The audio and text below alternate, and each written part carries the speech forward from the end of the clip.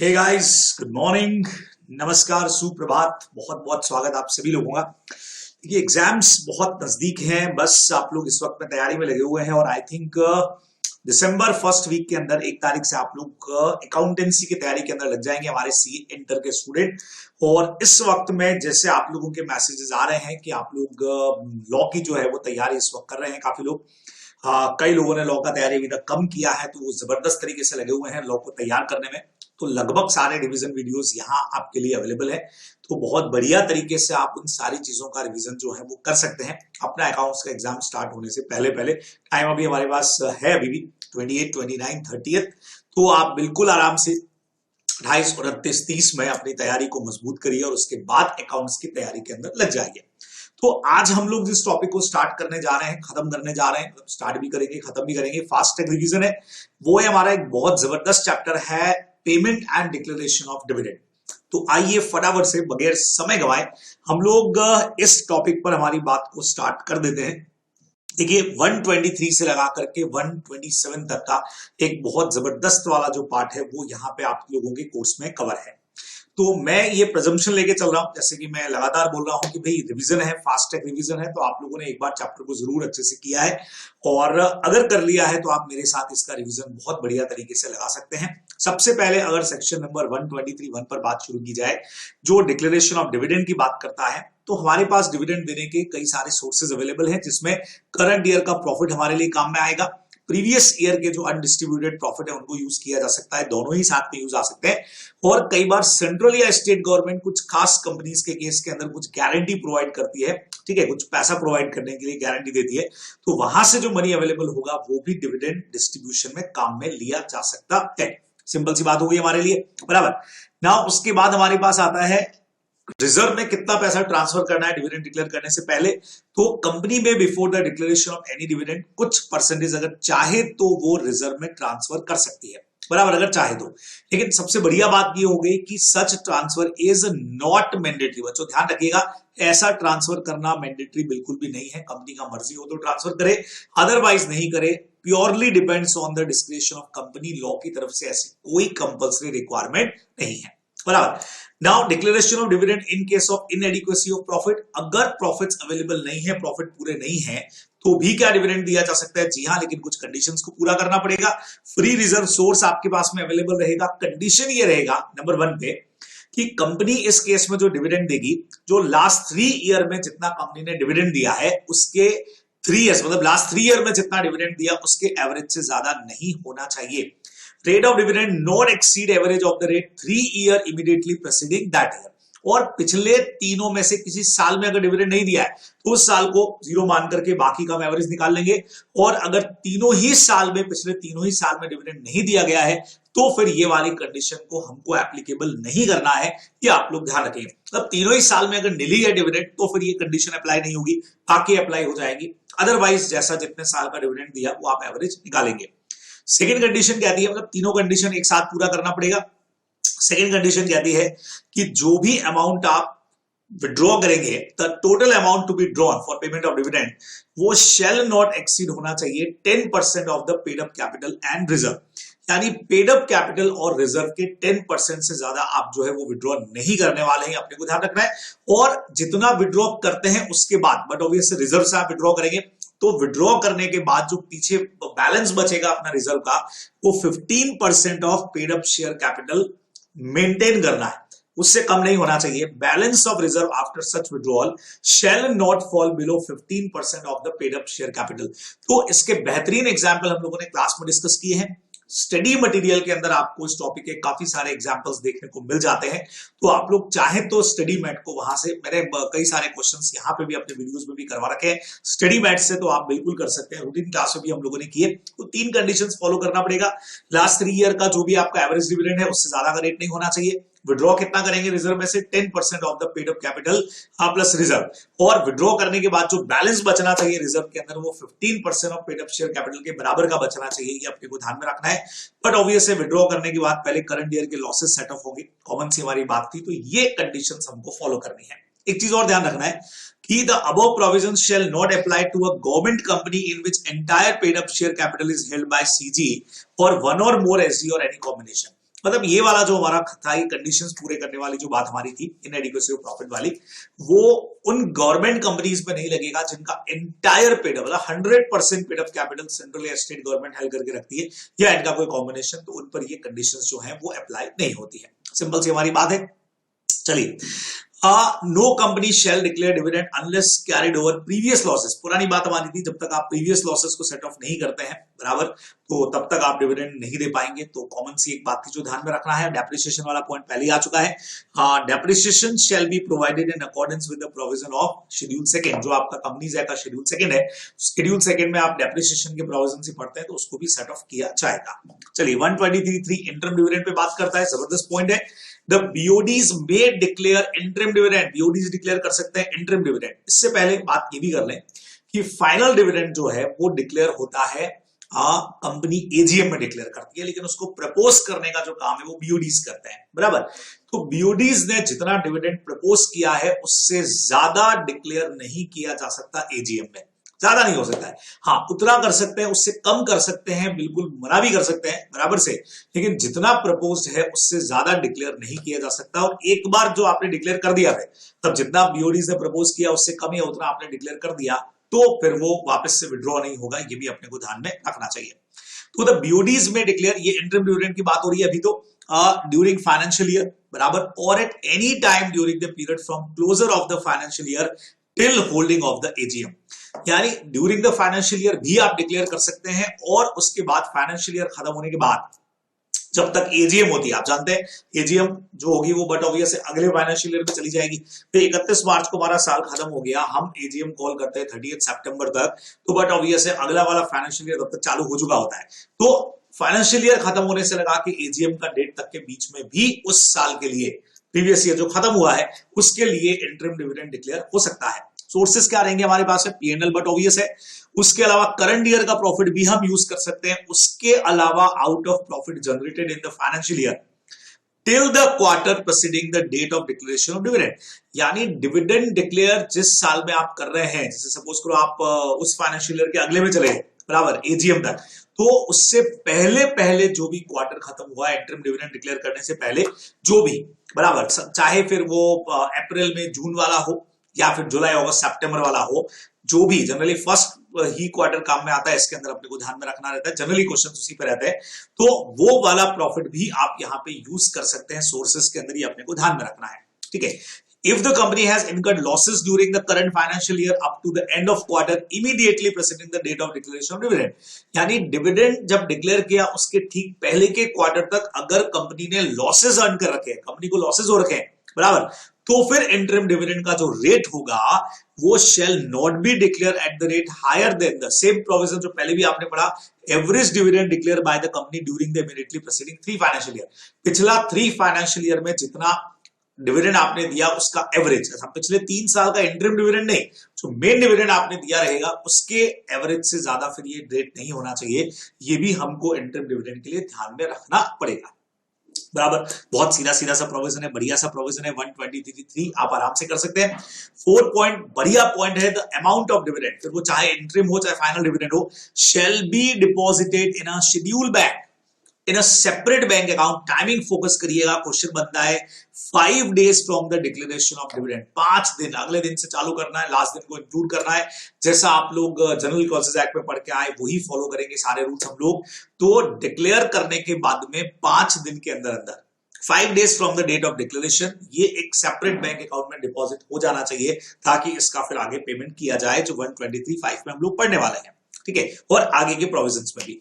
तो 5 दिन में हमने क्या किया, बैंक अकाउंट के अंदर वो पैसा जो है वो डिपॉजिट कर दिया। चलिए, payment of dividend, dividend shall be paid to the, किसको पे करोगे, रजिस्टर्ड शेयर होल्डर को, जिसका नाम कंपनी के रजिस्टर ऑफ मेंबर के अंदर है, या उसके ऑर्डर से किसी को देंगे या फिर बैंकर को देंगे बराबर। और ये जो डिविडेंड है ये shall be payable in cash. Cash का मतलब ये हो गया कि ऐसा नकद में नोट नहीं देने का है, चेक से देंगे या वारंट से देंगे, या आजकल अकाउंट के अंदर सीधे इलेक्ट्रॉनिक मोड से ट्रांसफर होता है। तो ये अपने को 123(5) के अंदर पेमेंट ऑफ डिविडेंड में ध्यान में रखना है। चलिए, प्रोहिबिशन कहता है कि a company which fails to comply, अगर आपने 73, 74 जो हमारे डिपॉजिट्स की कंडीशंस हैं उनको अगर इन सेक्शंस को फॉलो नहीं किया तो जब तक गलती चालू रहेगा तब तक डिविडेंड का डिक्लेरेशन आप नहीं कर सकते हो, बराबर। तो डिविडेंड डिक्लेरेशन के लिए जरूरी है कि डिपॉजिट के हमारे जो सेक्शन थे 73, 74 एक्सेप्टेंस ऑफ डिपॉजिट, इसको प्रॉपर तरीके से फॉलो करना रहेगा, नहीं तो डिविडेंड डिक्लेरेशन नहीं हो पाएगा। ये अपने को ध्यान में रखना है, सिंपल सी बात, यहां आकर के खत्म हो गई। ठीक है, तो यहां मैंने 126 को लिया है पहले, पर हम सीक्वेंस वाइज पहले बात कर लेते हैं बच्चे लोगों को। 124 पे चलते हैं, फिर जब सीक्वेंस वाइज 126 आएगा तब हम यहां पे आ जाएंगे। चलिए, सेक्शन 124 अनपेड डिविडेंड, बढ़िया पॉइंट है। हमने कहा कि open in any scheduled bank account, सबको पता है कि 5 दिन में बैंक अकाउंट में पैसा जमा हो जाएगा जिस दिन आपने डिविडेंड डिक्लेयर किया वहां से। अब क्या करना है, अनपेड और unclaimed dividend within 30 days from the date of declaration. मतलब ये हो गया बच्चे लोगों कि जिस दिन आपने डिविडेंड डिक्लेयर किया उससे 30 दिन के अंदर अंदर पेमेंट भी करना है। अच्छा, जो बैंक में डिपॉजिट करने का 5 डेज था वो बट ऑब्वियस है इन्हीं 30 के अंदर इंक्लूडेड है। ऐसा नहीं बोला है कि बैंक में जमा करा दिया उसके बाद से नहीं, डिक्लेयर करने से 30 डेज, जिसमें से 5 दिन आपको दिए कि बैंक अकाउंट में पैसा डालिए और फिर उसके बाद अनक्लेम्ड जो भी डिविडेंड है उसका पेमेंट शेयर होल्डर को कर दीजिए। ठीक है, और जो भी अनक्लेम्ड रह जाता है, समझिएगा, अनपेड और unclaimed dividend within 30 days from the declaration of date transfer to this account. बहुत सीधा सा है, यानी आपको पेमेंट कर देना चाहिए था, उसके बाद में क्या करना पड़ेगा, जैसे ही transfer must be made within 7 days from the completion of 30 days, बराबर। यानी 30 दिन में आपको पेमेंट करना है। अगर 30 डेज के अंदर ये पेमेंट नहीं हो पाता है तो वहां से अगले 7 दिन के अंदर 7 days from the completion of 30 days ये पैसा अनपेड डिविडेंड अकाउंट में आकर के डिपॉजिट हो जाएगा। तो जैसे डिविडेंड डिक्लेयर हुआ 5 दिन में आपने पैसा बैंक अकाउंट में डाला, डिविडेंड डिक्लेयर से 30 डेज में उसका पेमेंट करने का है, नहीं तो 127 का पेनल्टी भी लगेगा, हम लोग जानते हैं, बराबर से सिंपल सी बात हो गई। और उसके बाद लॉ कहता है कि 30 डेज कंप्लीट होने के बाद भी जो अनपेड रह गया, बराबर, उसको हमको क्या करना है, 7 डे या अनक्लेम्ड रह गया वो 7 डेज के अंदर अपने को इस अकाउंट में ट्रांसफर करना है, जो अलग से एक बैंक अकाउंट ओपन होगा। समझिएगा, एक तो हमने शेड्यूल बैंक में अकाउंट ओपन किया था जहां पेमेंट के लिए पैसा रखा है। अब अगर 30 डेज में पेमेंट नहीं होता है तो एक और अकाउंट खोलना है जिसका नाम रहेगा अनपेड डिविडेंड अकाउंट। वहां ये अमाउंट जो है वो ट्रांसफर हो जाएगा 7 डेज के अंदर, बराबर। अब क्या करना है, statement about details of unpaired account prepare by the company. 90 days के अंदर एक स्टेटमेंट भी बना लेना चाहिए कि कौन कौन से का अनपेड या अनक्लेम्ड रह गया। This statement will be place, company का वेबसाइट पे आ जाएगा या सीजी कोई वेबसाइट बताए तो उस पर भी आ जाएगा, ताकि लोगों को पता लग जाए भाई तुम्हारा डिविडेंड पड़ा हुआ है, आकर के ले जाओ। और इधर अगर कंपनी ने लेट किया बच्चों, 30 दिन के बाद 7 दिन में आपको पैसा जमा करना था अलग से अनक्लेम्ड और अनपेड डिविडेंड अकाउंट में, अगर इसमें लेट किया गया तो 12% पर एनम इंटरेस्ट के साथ में पैसा वहां पे जमा होगा, 12% पर एनम इंटरेस्ट के साथ में वो पैसा उधर पे जमा रहेगा, बराबर। हाँ, अब हमने कहा कि सर उधर पैसा जमा रह गया, 12% पर एनम इंटरेस्ट के साथ हमने डिपॉजिट कर दिया। अभी शेयर होल्डर अगर लेट क्लेम लेने के लिए आ रहा है सर, तो क्या करना है अपने को बेटा, उसका डिविडेंड का पेमेंट उसको हो जाएगा।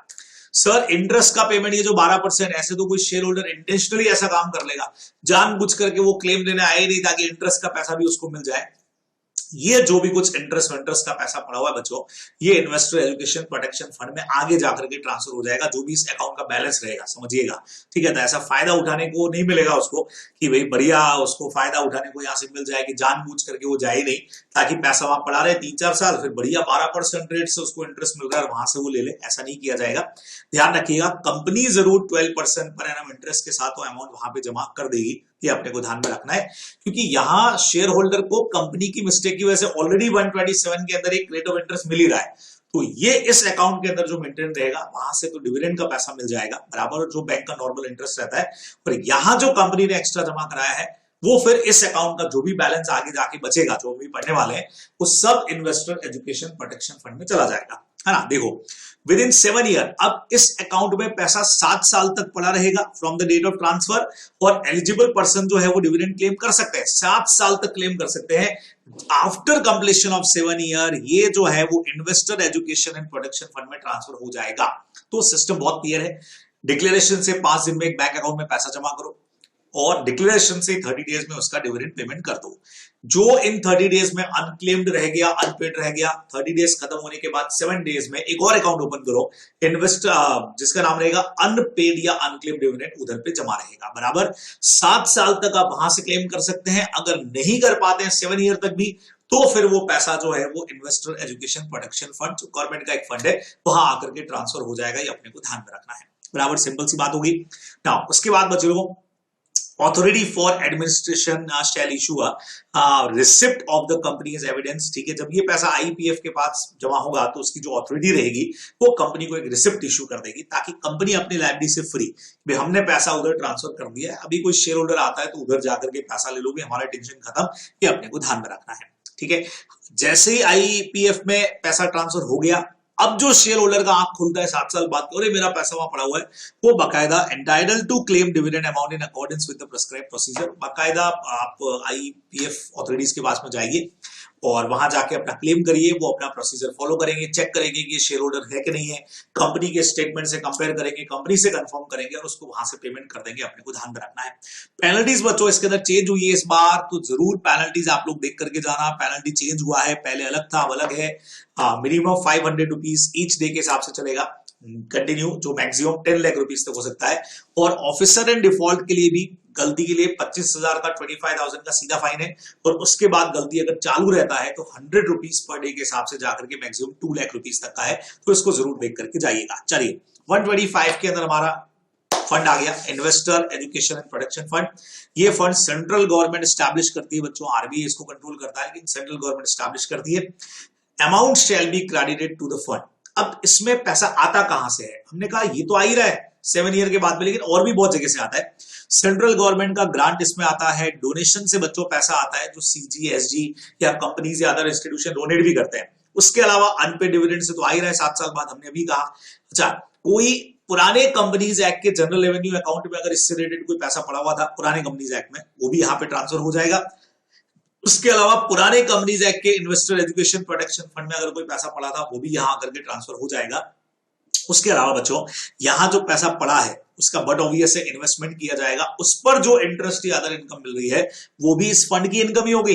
ठीक है, उसके अलावा अगर 38(4) जिसमें डिस्गॉर्समेंट होता है बराबर से, अब 38(4) जो है हमारा वैसे इम्पर्सोनेशन का सेक्शन है, तो इस वक्त आई थिंक आप लोगों के कोर्स में कवर नहीं है।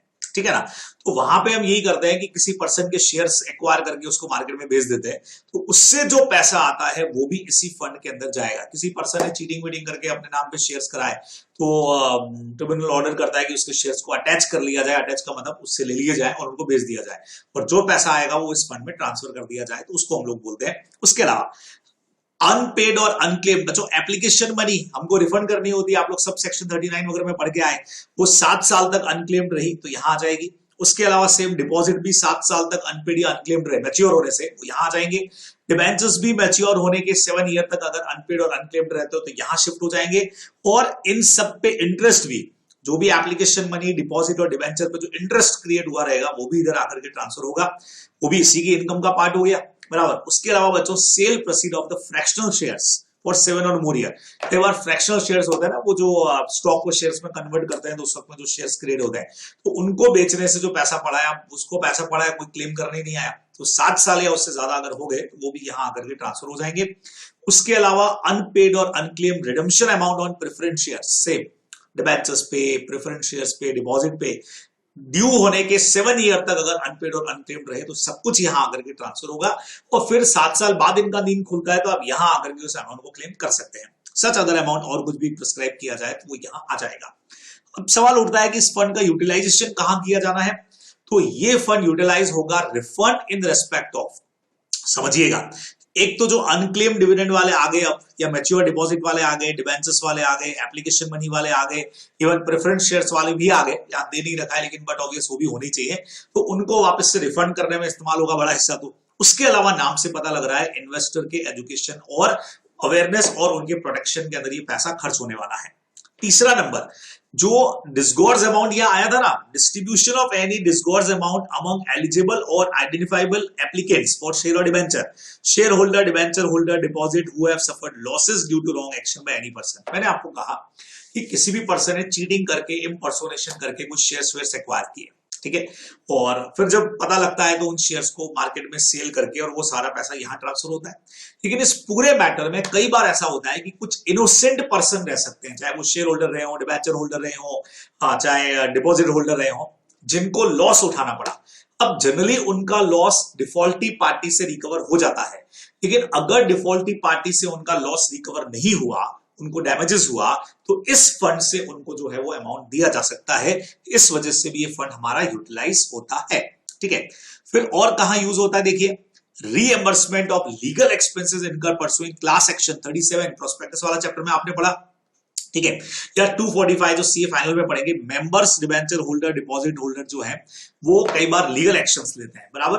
अब लीगल एक्शन में उनका जो खर्चा है फिर से वही नॉर्मली तो डिफॉल्टी पार्टी देगी, और कई बार अगर डिफॉल्टी पार्टी नहीं देती है तो ट्रिब्यूनल ऑर्डर करता है कि इस फंड से उनको पैसा दिया जाए। ये अपने को ध्यान रखना है। क्लास एक्शन याद आ गया ना, जहां शेयर होल्डर का पूरा ग्रुप मिलकर के in case of misstatement in prospectus 34, 35 criminal और सिविल लायबिलिटी में कंपनी और ऑफिसर्स के ऊपर केस करते हैं, ये वो वाले सेक्शन की बात यहाँ पे हो रही है। और भी अगर कोई पर्पस बताया जाए तो वहां पे भी यूज होगा, ये अपने को ध्यान में रखना है। एडमिनिस्ट्रेशन की अगर बात करें बच्चे लोगों, the CG shall constitute an authority for administration, इसमें चेयरपर्सन रहेंगे यहाँ पे, बराबर। चेयरपर्सन रहेंगे, और उसके अलावा बच्चों not exceeding 7 member including chairman, chairman को मिला करके मैक्स 7 मेंबर यहाँ पे हो सकते हैं, ये अपने को ध्यान में रखना रहेगा। और एक सीओ इसके अंदर होने वाला है, और सीजी जो है वो सेंट्रल गवर्नमेंट जो है वो जैसे भी चाहे वो और भी जो अपॉइंट करना है वो अपॉइंटमेंट यहाँ पे करने वाली है। तो ये भी ठीक सा पोर्शन है एमसीक्यू वगैरह के हिसाब से, कितने लोग होंगे। अच्छा, उसके अलावा द मैनर जो होगा एडमिनिस्ट्रेशन कैसे करना है या कैसे काम चलेगा, वो सब रूल्स सेंट्रल गवर्नमेंट बताएगी। सेंट्रल गवर्नमेंट और भी ऑफिसर्स को अपॉइंट करना है, उनकी क्या ऑथोरिटीज रहेंगी, एम्प्लॉइज कौन रहेगा, वो सब भी सेंट्रल गवर्नमेंट ही बताएगी। अकाउंट्स बकायदा मेंटेन होंगे, जैसा सीएजी डिस्क्राइब करेगा, controller and auditor general, audit वाले चैप्टर में आप लोगों ने पढ़ा हुआ है, कंपनी ऑडिट में, गवर्नमेंट ऑडिट में, तो वो जैसा उनसे कंसल्ट करके अकाउंटेंसी वगैरह अकाउंट्स वगैरह रखे जाएंगे, और उनका ऑडिट बट ऑब्वियसली सीएजी करेगा, ये अपने को ध्यान में रखना है। Authority have right to spend money out of the fund for carrying out the objects, ऊपर आपको मैंने ऑब्जेक्ट्स पढ़ाए, उनके लिए पैसा खर्च ही ऑथोरिटी जो है वो करने वाली है। ठीक है, फिर अकाउंट्स ऑडिट होगा, बकायदा सीएजी ऑडिट करेगा, और ये ऑडिटेड अकाउंट्स और ऑडिट रिपोर्ट जो है वो एनुअली सेंट्रल गवर्नमेंट को फॉरवर्ड की जाएगी, और सेंट्रल गवर्नमेंट इस पे एक एनुअल रिपोर्ट बना करके इसको पार्लियामेंट के अंदर प्रेजेंट करने वाला है। The authority shell prepare for each financial year it's annual report, बराबर, और इसका कॉपी फॉरवर्ड करेगा सेंट्रल गवर्नमेंट को, सिंपल है। और सेंट्रल गवर्नमेंट क्या करेगा, एनुअल रिपोर्ट और जो भी ऑडिट रिपोर्ट सीएजी की तरफ से आई वो बोथ हाउसेस ऑफ पार्लियामेंट के अंदर प्रेजेंट कर देगा। ये अपने को ध्यान में रखना है। बढ़िया सा सेक्शन है यहाँ पे। 125 यहाँ के आपका कंप्लीट हो जाएगा। ठीक है, अब अगर 126 की बात करूं बच्चे लोगों, छोटा सा सेक्शन है, right to dividend, right share and bonus share to held in abeyance pending registration. कई बार होता है इसमें स्टडी वाइड में क्वेश्चन थोड़ा सा रॉन्ग भी दे रखा था, इसका था या वो बिनॉय वाला हमारा एक क्वेश्चन था, I think transfer of shares का भी हो सकता है वो, या इस चैप्टर में था, देखिएगा। Right to dividend, right share and bonus share, कई बार शेयर ट्रांसफर किए गए लेकिन वो ट्रांसफर भी पेंडिंग के अंदर पड़ा हुआ है, इस बीच में कंपनी ने डिविडेंड डिक्लेयर कर दिया है, बोनस शेयर इशू कर दिया, राइट शेयर इशू कर दिया, तो किसको मिलेंगे? तो if the registration of transfer of share is pending the company share, मतलब अभी एप्लीकेशन कंपनी के पास गया, पेंडिंग पड़ा हुआ है, इस बीच में इनमें से कुछ भी डिक्लेयर हो गया, dividend, bonus share, right share, तो भाई जो रजिस्टर्ड शेयर होल्डर है उसको मिले, ट्रांसफर को मिले। तो लॉ कहता है transfer the dividend in relation to such share, हम डिविडेंड की बात कर रहे हैं कि मेन पॉइंट अपना वही है, to the unpaid dividend account. भाई अनपेड डिविडेंड में ट्रांसफर कर दो, अगर इस 30 दिन में कुछ हो जाता है तो ठीक है, नहीं तो अनपेड डिविडेंड में ट्रांसफर करो, या तो और फिर जब ट्रांसफरी के नाम पे शेयर आ जाए तो उसको पे कर देना। ठीक है, और pay such dividend to the transferee if the company is authorised by the transferor. जैसे आपस में उनके बीच में वो कम ट्रांसफर या एक्स ट्रांसफर का कोई कॉन्ट्रैक्ट हुआ, उससे कंपनी को लेना देना नहीं, वो तो तुम लोगों ने किया। अब ट्रांसफरर अगर ये कह दे कंपनी को कि भाई मेरा जो डिविडेंड मुझे मिलने वाला था वो आप इस ट्रांसफरी को दे दो, मैं आपको ऑथोराइज कराऊं रिटर्न के अंदर, तो ट्रांसफरी को दे देंगे, नहीं तो हम तो इस अकाउंट में डाल करके छोड़ देंगे, भाई फिर जो क्लेम करेगा उसको दे दिया जाएगा, अपने को ध्यान में रखना है। सेकेंड, एंड इससे related keep in abeyance, abeyance का मतलब रोक के रखना, in relation to such share any offer, right share और any issue of fully paid bonus share, इनको भी रोक करके रखेंगे। और प्रैक्टिकली ये सेक्शन कहता है, भाई नॉर्मली तो हमने कहा था रजिस्टर्ड शेयर होल्डर को मिलना चाहिए, जिसका नाम अभी लिखा हुआ है, लेकिन 126 कहता है कि उसको रोक दीजिए एक बार, उसका मतलब सबको तो देना है, लेकिन उन शेयर्स के ऊपर जिनका ट्रांसफर पेंडिंग पड़ा हुआ है वो एक बार आप राइट शेयर, बोनस शेयर को रोक दीजिए, और उसके बाद जब वो ट्रांसफरी के फेवर में आ जाए शेयर्स तो उसको दे दीजिए। वो लोग आपस में अपना सेटलमेंट जो करना है वो करते रहेंगे, अपने को ध्यान रखना है। तो 126 हमको ये कहता है, खत्म हो गया। आइए बच्चे लोगों, आखिरी सेक्शन पे हम लोग पहुंच गए, बहुत जबरदस्त सेक्शन है 127, सुपर हिट क्वेश्चंस बनाता है, मोस्ट इंपोर्टेंट सेक्शन में से एक है क्योंकि ये पनिशमेंट की बात करता है। ये कहता है every director of the company shall if is knowingly a party to the default be punishable. अगर आपने डिस्ट्रीब्यूशन करना था 30 डेज के अंदर वाला, वो आपने नहीं किया है तो पेनल्टी लगेगी 2 साल तक का, इधर जेल हो सकता है 2 इयर्स का, और फाइन जो है वो minimum 1000 rupees for every day during with such default continuous. बराबर ये चलने वाला है। इसमें देखिए आई थिंक कोई अमेंडमेंट इसमें नहीं है, एक बार चेक कर लीजिएगा कि कहीं, क्योंकि सब जगह से लगभग लगभग इम्प्रिजनमेंट हटा है, आई थिंक यहां तो अभी भी रखा हुआ है, फिर भी अपन एक बार चेक इसको कर सकते हैं। तो 2 साल का इम्प्रिजनमेंट है, 1000 रुपया पर डे से लगा के जब तक गलती चालू रहेगा, ऑफिसर्स के अगेंस्ट में ये पेनल्टी लगने वाली है। और कंपनी ने अगर यहां पे गलती, मतलब कंपनी के अगेंस्ट क्या पेनल्टी है, लायबल टू पे simple interest eight the rate of 18% per annum during for such default continuous. मतलब जितना लेट जाओगे, जितना लेट पेमेंट करोगे, 18% पर एनम इंटरेस्ट के साथ में देना पड़ेगा। अब अक्सर आप लोगों का कंफ्यूजन होता है, सर 12% मिलेगा कि 18 मिलेगा? सर देखो 30 डेज के बाद में आपको 7 डेज में अनपेड डिविडेंड में पैसा डालना था, वो गलती करी है तो 12% के साथ अकाउंट में जमा होगा, वो शेयर होल्डर को नहीं मिल रहा है, वो अलग पॉइंट है, ठीक है। लेकिन 30 दिन में आपको पेमेंट कर देना चाहिए था, उसमें कंपनी ने जितना लेट किया 40 दिन 50 दिन, तो आपको 18% पर एनम इंटरेस्ट के साथ वो पैसा वापस मिलेगा बराबर से। तो दोनों इंटरेस्ट नहीं मिलेंगे, वो 12% तो वहां डिपॉजिट करने की गलती थी, और यहां जो आपको पैसा मिलेगा वो कंपनी ने क्या किया, 30 दिन में आपको पेमेंट किया नहीं और पैसा जो है वो अनपेड डिविडेंड में डाल दिया है, सही टाइम पे डाल दिया, तो वो 12% वाला कंपनी पे नहीं लग रहा है। लेकिन आपको जितना लेट पेमेंट होगा 18% पर एनम के हिसाब से होता जाएगा। अच्छा, कंपनी ने अनपेड डिविडेंड में भी लेट डाला और आपको भी लेट पेमेंट किया, तो अनपेड डिविडेंड में लेट डाला तो उसका तो 12% वो वहां लग रहा है, आपको जो लेट पेमेंट किया उसके ऊपर 18% पर एनम के हिसाब से कंपनी आपको पे करेगी। अपने को ध्यान में रखना, क्वेश्चन भी अपना बहुत पॉपुलर था, आरटीपी एमटीपी सब जगह पे आया कि कंपनी को पैसे का जरूरत पड़ गया था, तो कंपनी ने क्या किया कि किसी और प्रोजेक्ट के लिए उस पैसे का इस्तेमाल कर लिया, तो न तो अनपेड डिविडेंड में डाला और न ही शेयर होल्डर को पे किया। फिर क्या किया, डिक्लेयर करने के बाद शेयर होल्डर को डिक्लेयर करने के 40 दिन बाद पे किया, तो 40 डेज बाद, जबकि 30 दिन में पेमेंट होना था, तो जितना लेट पेमेंट हुआ अब शेयर होल्डर को 40 दिन बाद जब आप पे कर रहे हो तो 18% पर एनम इंटरेस्ट के साथ ही पे करोगे। अच्छा, 12% वाला तो चक्कर ही नहीं है, क्योंकि पे ही कर रहे हैं, अनपेड डिविडेंड में डालते हैं लेट तो 12% पर एनम इंटरेस्ट है, तो वहां तो डाले ही नहीं ना, 40 दिन बाद आपको पे कर दिया सीधे ही, तो फिर 18% पर एनम इंटरेस्ट के साथ शेयर होल्डर को मिल जाएगा। बहुत प्यारा सा क्वेश्चन इसके ऊपर है, स्टडी बैठ के क्वेश्चंस के अंदर भी ये दे रखा है, तो आप बहुत बढ़िया तरीके से उसको समझ भी सकते हैं, ठीक है। ये आप लोगों को मेनली ध्यान में रखना है कि ये पेनल्टी कंपनी के अगेंस्ट में बहुत जबरदस्त वाली, शेयर होल्डर को 18% पर एनम इंटरेस्ट के साथ मिलने वाला है, जहां कहीं भी ये प्रोविजन ब्रेक हुआ कि 30 डेज के बाद लेट पेमेंट कंपनी ने शेयर होल्डर को किया हो, ठीक है। लेकिन इन केसेस में कंपनी के अगेंस्ट में कोई भी ऑफेंस नहीं होगा। भाई आखिरी प्रोविजन पढ़ने जा रहे हैं बच्चे लोगों, बस 5 मिनट में हम इस टॉपिक को खत्म कर लेंगे, टॉपिक पूरा रिवीजन पूरा खत्म, फास्ट ट्रैक रिवीजन खत्म इस चैप्टर का। इन केसेस के अंदर कंपनी के अगेंस्ट में कोई ऑफेंस काउंट नहीं होगा। नंबर 1, अगर डिविडेंड नहीं दिया गया ऑपरेशन ऑफ लॉ की वजह से, लॉ का कोई प्रोविजन अगर रोक लगा देता है, रोक देता है, तो कंपनी का गलती नहीं, कंपनी को सजा नहीं मिलेगी। Where a shareholder has given direction to the company, shareholder ने एक डायरेक्शन दिया था कंपनी को रिगार्डिंग पेमेंट ऑफ डिविडेंड, और ये direction can not be complied with, company वो डायरेक्शन फॉलो नहीं कर पाई और कंपनी ने इन्फॉर्म कर दिया। इस पे पॉपुलर क्वेश्चन ध्यान में आया आप लोगों को, भाई शेयर होल्डर ने एक बैंक अकाउंट नंबर दिया और बोला उसमें पैसा जमा करा देना, कंपनी ने जमा कराया, पता लगा वो बैंक अकाउंट नंबर गलत है, नाम वाम गलत हो गया है पर्सन का, तो कंपनी का ड्यूटी है कंपनी उस पर्सन को वापस बताए। समझना, अगर कंपनी ने उस शेयर होल्डर को कम्युनिकेट नहीं किया तो कंपनी रिस्पॉन्सिबल हो जाएगी, और अगर कम्युनिकेट कर दिया तो फिर कंपनी की गलती नहीं बनेगी, अपने को ध्यान रखना है। अच्छा, अगर कोई डिस्प्यूट चल रहा है, कोर्ट में कोई मैटर है और कोर्ट ने रोक लगा दी है, भाई शेयर होल्डर की डेथ हो गई, लीगल एड्स पे आपस में कोई डिस्प्यूट चल रहा है और डिविडेंड पेमेंट नहीं किया, तो भी इधर कंपनी का गलती नहीं है। और जब कंपनी ने डिविडेंड को लॉफुली एडजस्ट कर दिया है against any sum due from the shareholder, calls in arrear है, तो कॉल्स इन एरियर पे अभी मैंने एमटीपी का एक क्वेश्चन करवा रखा है बच्चों, उसको जरूर देख लीजिएगा कि कैसे पेमेंट किया जाता है, बराबर। फुल जितना, जैसे 10 रुपए का शेयर है, 1 रुपए का पेमेंट अभी तक कॉल का नहीं किया है, तो डिविडेंड का कैलकुलेशन तो पूरे 10 रुपए पे करिए और फिर उसमें से कॉल्स इन एरियर का पैसा लेस हो जाएगा, वो आप एडजस्ट करके बचा हुआ पैसा, अगर कुछ बचता है तो पे कर देंगे, अपने को ध्यान में रखना है, और कुछ भी नहीं बच रहा है तो नहीं पे करना है, ये भी आप लोग ध्यान रखेंगे, तो एडजस्ट करने का राइट कंपनी के पास में है, बराबर। एक एमटीबी 1 के अंदर ये चीज एक बढ़िया सा क्वेश्चन दे रखा है, तो वीडियो मैंने ऑलरेडी डाला हुआ है, लिंक भी दे दूंगा आपको डिस्क्रिप्शन में, तो जरूर देखिएगा।